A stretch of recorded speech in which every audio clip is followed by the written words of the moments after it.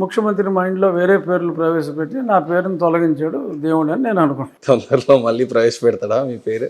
ఏమో మరి, అవకాశాలు ఏమైనా ఉన్నాయా సార్? నేనైతే ఖచ్చితంగా ఉంటానని అనుకున్నా గతంలో. అంటే ఉండే అవకాశం ప్రస్ఫుటంగా ఉంది అని అనుకున్నా. మంత్రి కాకపోతే స్పీకర్ అని అనుకున్న మాట వాస్తవం. ఊరికైనా అబద్ధాలు ఆడకూడదు. అది జరగనప్పుడు ఇంకా అనుకుంటూ మానేశాను. మీకు చంద్రబాబు నాయుడు గారికి ఉండే సంబంధం ఎలా ఉంటుంది సార్? చక్కగా ఉందని నేను అనుకున్నాను. ఎందుకు సార్ ఇంత ముక్కిసూటిగా చెప్తారు? నేను అనుకున్న మాట చెప్పాలి కదా. అప్పుడు నేను లేదు బ్రహ్మాండంగా ఉందంటే మరి మంత్రి ఎందుకు ఇవ్వలేదా నువ్వు అడుగుతావు. ఎందుకు నాకు ఆ ప్రశ్న అవసరమా?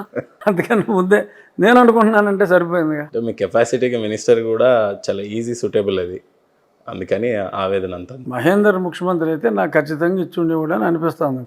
ముఖ్యమంత్రి అయితే చంద్రబాబు నాయుడు గారు కాబట్టి వేరే వాళ్ళ కెపాసిటీ మీద ఆయనకి ఎక్కువ నమ్మకం ఉండి ఉంటుంది. సూటిగా చెప్పే ప్రతి దాంట్లోనూ మీకు జగన్మోహన్ రెడ్డి గారికి అసలు ఏం చెడింది అనేది ఇంతవరకు ఎక్కడ స్పష్టంగా చెప్పలేదు సార్. నాకు జగన్మోహన్ రెడ్డికి పర్సనల్గా ఏమీ లేదు. వీడియోలో చూసి కొట్టేటప్పుడు ఆనందపడే అంత. మా గొడవ తిరుపతితో స్టార్ట్ అయింది.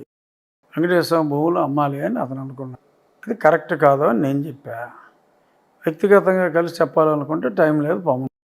ఇంకా అందుకని మీడియాకి ఎక్కాల్సి వచ్చింది. మీడియాకి ఎక్కి చెప్పా. ఆ సందర్భంగా ఒక ఇంటర్వ్యూ జరిగింది టైమ్స్లో. ఆ ఇంటర్వ్యూలో నా కర్మ అనుకోవాలో మరి ఏమనుకోవాలో ఆయన Infosys one of the founder, Manipal Manipal institutes CEO Mohan Das Pai గారు వచ్చాడు. ఆయన కరడుగట్టిన హిందుత్వవాది. ఆయన నేను తిరుపతి గురించి మాట్లాడుతా ఉంటే నువ్వు తిరుపతి గురించి ఎలా మాట్లాడతాను. మా సీఎం అప్పుడే జీవో ఇచ్చాడు. మా సీఎంని పొగిడా. మా సీఎం జీవో కూడా ఇచ్చాడు, విత్డ్రా చేశాడు అని చెప్పా. ఆ తిరుపతి దాన్ని ఆపినందుకు కొంచెం కాంట్రవర్సీ అయింది. ఆపాలంటే 888 అని ఏదో జీవో ఇచ్చి ఆపాడు మాకు. నేను మా ముఖ్యమంత్రిని పొగిడా. ఏంటి ముఖ్యమంత్రిని పొగుడుతావు? అసలు క్రిస్టియనైజేషన్ ఎలా అవుతుందో తెలుసా? ఆన్ పేపర్ 2% ఉంది, ఇన్ రియాలిటీ 20% పైన ఉంది అని చెప్పి అతను నన్ను వాయించాడు. 2% ఆన్ పేపర్ ఉందని సంగతి నాకు తెలియదు. ఎందుకంటే మరి అతను స్టాటిస్టిక్స్తో వస్తాడు, పేగులు చేస్తాడు ఎక్కువ మాట. 2% ఆన్ పేపర్ ఉందని నాకు తెలియదు. మేము తిరిగాం కదా మరి ఎలక్షన్లో చర్చలు అన్నీ కూడా చూసాం. 20% అప్రాక్సిమేట్గా ఉంటుంది అన్నమాట నిజమే అని చెప్పి అన్నా. ఇంకా పట్టుకున్నారు ఈ ఇంకా యాంటీ క్రిస్టియన్ అవతల వాడు చెప్పిన స్టాటిస్టిక్స్ని.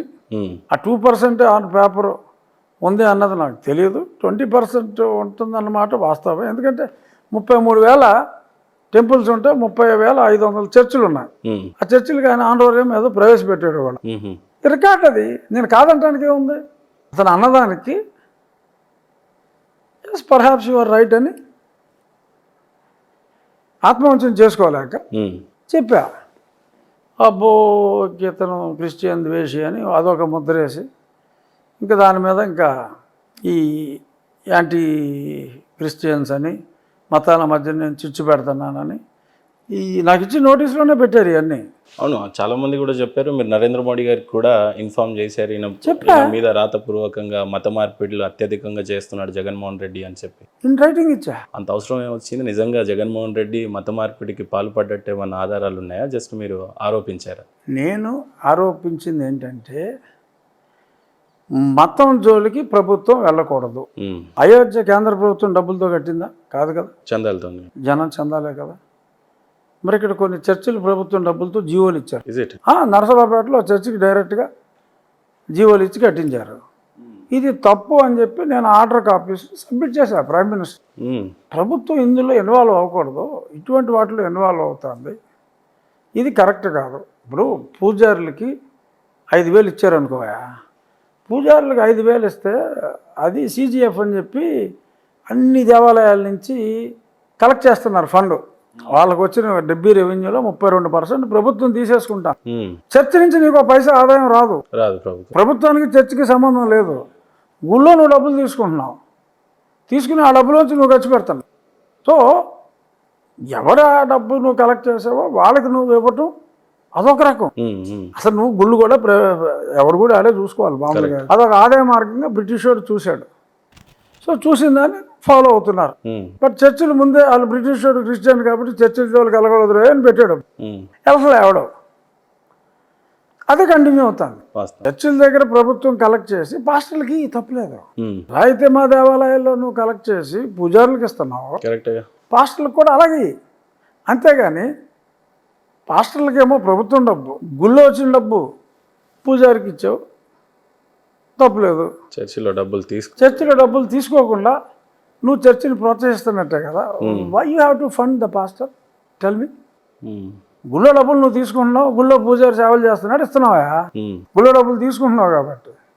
పాస్టర్ దగ్గర డబ్బులు తీసుకో, నువ్వు డబ్బులు ఎందుకు ఇస్తున్నావు? మరి ఆంధ్ర రాష్ట్రంలో అంతమంది ఉన్నా మీరు మాత్రం ఎందుకు ఏలు ఏం పెట్టారు? చేయాలయ్యా, నా కర్మ. అందుకనే కదా ఇంతమంది ఉన్నా ఏ ఎంపీని కొట్టాడు, ఇంతమంది ఉన్నా ఎవడ మాట్లాడాడు? First 1 year at least I'm the solo fighter. ఇప్పుడు నీ కళ్ళెదురుగున్న పార్టీ ఎవడన్నా 2020లో లీవ్ 21 2020లో జగన్మోహన్ రెడ్డి మీద ఈ గొంతు ఎత్తిన గొంతు ఒక్క గొంతు ఉంటే చూపెట్టు. Mind was the solo voice.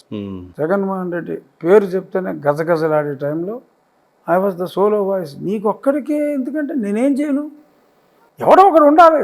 Path బ్రేకింగ్కి ఎవడో ఒకడు ఉండాలి. జగన్మోహన్ రెడ్డి ఏదన్నా ఆ ఒక్కడనే నేను అవటం ఎస్ ఇట్స్ గుడ్. ఎందుకంటే నేను వెళ్ళిన దారి సరైందని చెప్పి ఇవాళ ప్రజలందరూ తీర్పిచ్చారు కదా. అఫ్కోర్స్ బెనిఫిషియరీ ఇంకెవడో, నేను కాదు. మీ ఉద్దేశం ఏంటి సార్? అంటే జగన్మోహన్ రెడ్డి మత మార్పిడి జరుగుతుంది, ఆయనదేదో తప్పు వెతకాలనేది మీ ఉద్దేశమా, లేదా మీ ధర్మరక్షణ హిందుత్వాన్ని కాపాడుకోవాలనేది మీ ఉద్దేశమా? నేను రాజ్యాంగం మీద ప్రమాణం చేసి I will not go against the constitution అని చెప్పి నా కర్మ గాలి కాన్స్టిట్యూషన్ మొత్తం నేను చదివా. ఏం చేయను నేను, నాకు చదవటం సరదా, చదివా. అందులో క్లియర్గా మతం జోలికి ప్రభుత్వం వెళ్ళకూడదు, ఇట్స్ ఎ సెక్యులర్ స్టేట్, ఏ మతాన్ని ప్రభుత్వం ప్రోత్సహించకూడదు అని ఉంది. ప్రోత్సహిస్తున్నారు, అది తప్పురా అని వీళ్ళకి చెప్పాము, పేహే అన్నారు. తప్పు జరిగితే ఆపగలిగితే ఆపండి అని చెప్పి అక్కడ చెప్పా. ఇది జరుగుతుందా అని చెప్పి వాళ్ళు ఇక్కడికి ఉత్తరం రాశారు, వీళ్ళు రెచ్చిపోయారు. అమ్మమ్మ అక్కడ నిన్ను కూర్చోబెడితే ఎలాగంటావురా అని చెప్పి నన్ను డిస్క్వాలిఫై చేయాలని పెట్టారు. ఇంతకు మీ ఉద్దేశపూర్వకంగా జగన్ గారు హిందువా లేకపోతే క్రిస్టియనా? మీ ఉద్దేశపూర్వకంగా నా ఉద్దేశం ఉంది, ఆయన సర్టిఫికేట్లో ఆయన ఎలక్షన్ అఫిడవిట్లో క్రిస్టియన్ ఇచ్చిన తర్వాత నా ఉద్దేశాలు నీకెందుకు? అఫిడవిట్లో క్రిస్టియన్ అని ఉంది, వెరీ క్లియర్. స్కూల్ సర్టిఫికేట్లో క్యాస్ట్ కాపు, రిలీజన్ క్రిస్టియన్ అని ఉంటుంది. పూజలు హోమాలు బాగానే చేస్తున్నారు కదా. అది సెట్టింగ్లో చేసుకున్నారులే, ఇంటి వెనకాల సెట్టింగ్లో ఏదో చేసుకున్నారు. అది రియల్ గుళ్ళో ఆవిడెప్పుడు వెళ్ళలేదుగా, సెట్టింగ్ గుళ్ళోనే కూర్చుంది భారత గారు. సో అలా జరిగింది. నువ్వు ఒక్కడవే ఎందుకు చేసావంటే మరి నేను ఒక్కనే చేయబట్టి జనాల్లో నాకు గుర్తింపు ఉందేమో. అది కేసు వరకు వెళ్ళి మిమ్మల్ని కొట్టించేదాకా తీసుకొచ్చిందంటే బహుశా మీ నోటి దూల ఏంటి అంటే ఏం చెప్తారు సార్ మీరు సూటిగా చెప్పాలంటే?